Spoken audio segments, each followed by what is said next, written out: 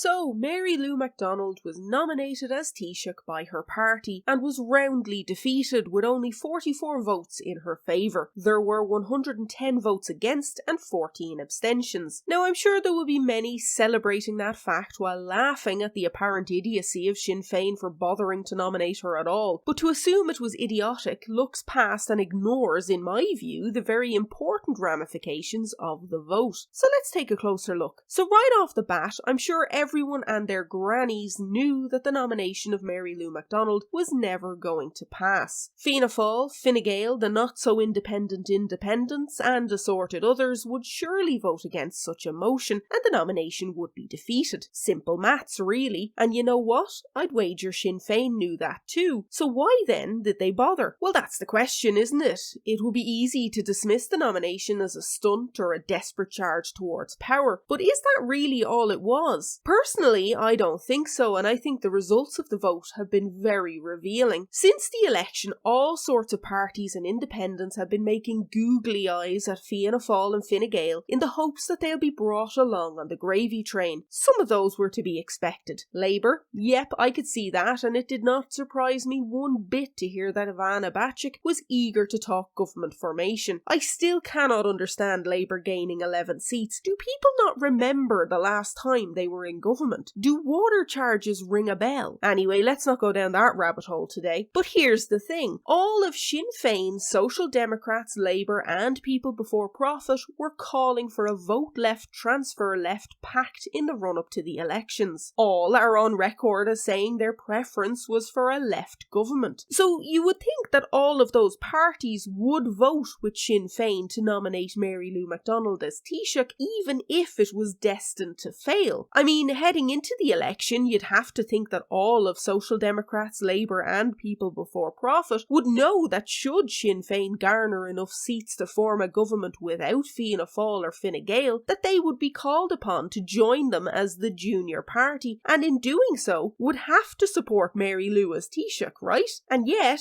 look at the results. Only 44 votes in favour. That's all 39 Sinn Féin TDs and 5 others. Those others being Richard Boyd Barrett and Paul Murphy of People Before Profit, at least following through on their left-packed ideals. Then we have 2 independents in Catherine Connolly and Seamus Healy, and finally Charles Ward of the 100% Redress Party. And that's it. No votes in favour from Labour or the Social Democrats. In my view, this vote was a strength or readiness check of the left-wing parties, and they failed badly. The left clearly do not have the unity required for strength in numbers and are not a serious force. I mean, look at Labour. All talk about a left bloc, and yet at the very first time of asking, they vote against a left Taoiseach and instead opt to vote with the incoming government. I mean, how many more times do Labour have to tell people who they are before people believe them? They are not left-wing, they are nothing. They don't actually stand for anything other than getting into power, in my view, and votes like this bolster my opinion. They are a joke, and they are certainly not a true opposition party, not while they're still courting Fianna Fáil and Fine Gael, but hey, at least they actually voted. Now, if you add up all the votes, excluding the Ceann Comhairle, we are 5 votes shy of the 173 TDs who could vote. One of them was Holly Cairns, who was obviously still at home with her new baby, so that's understandable. The other 4, though, perhaps they paired a vote. I really wish the Oireachtas website would list all absentees and crucially who, if anyone, they paired with, but since we don't have that information, all we can do is guess as to why they didn't vote and were not listed in the abstentions. But let's talk about those who abstained. The aforementioned Holly Cairns would have been one of them, as her entire party decided to be absolute cowards and abstain. That to me is an absolute disgrace. All from the Social Democrats, bar Holly Cairns, abstained, as did former Social Democrats member Owen Hayes. Also abstaining were the 2 Aontú TDs, Independent TD Matty McGrath, and curiously, People Before Profit's Ruth Coppinger. Absolute cowards, the lot of them. Do I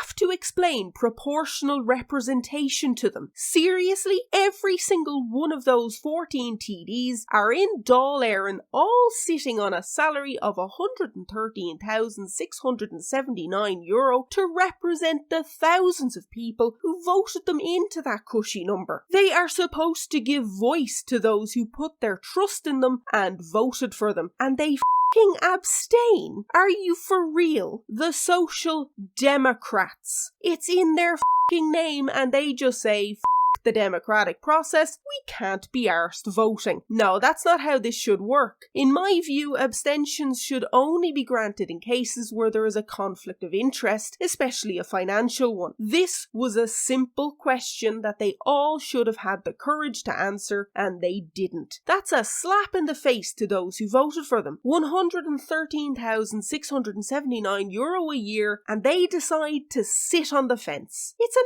absolute disgrace, and subverts the democratic process, in my opinion. And quite frankly, my respect for all of those TDs has just plummeted. If they can't do the singular job they are in Dáil Éireann to do, that is, represent those who voted for them, they should step aside and let others do the work. Absolute cowards, the lot of them. But, thanks to Mary Lou McDonald's nomination as Taoiseach, we now know a lot more about the supposed left in Ireland, don't we? We know that when push comes to shove, they will sit on the fence or play politics for their own gains. If anything, this is just as disheartening as the results of the election, to know for a fact that the left are not serious and are nothing more than a rabble. We are further away from any chance of real change than I thought it would seem. So what do you think? Are you surprised at how Labour and the Social Democrats voted or didn't vote? Are you as annoyed by the abstainers as I am? Do you think the left will ever get serious about election strategies and government formation? Let me know in the comments below.